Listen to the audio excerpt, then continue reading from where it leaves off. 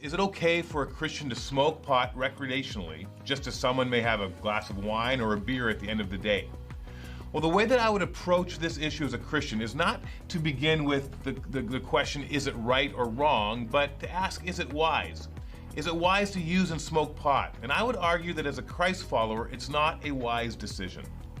Now, the Bible does not mention marijuana, but what it does tell us is that drunkenness or intoxication is a sin.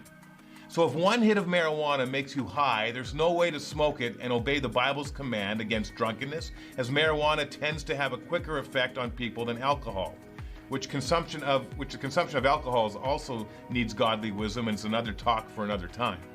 But I'd also add that the effects of marijuana work against the kind of community we should seek to be creating in the body of Christ. So smoking pot leads you to disengage from others and yourself. Often it's used as an escape and thus works against the command from Jesus to love your neighbor. So Christians seeking to honor God with their lives would do well to avoid it. Now, the Bible also speaks clearly about seeking to live with a sound or a renewed mind.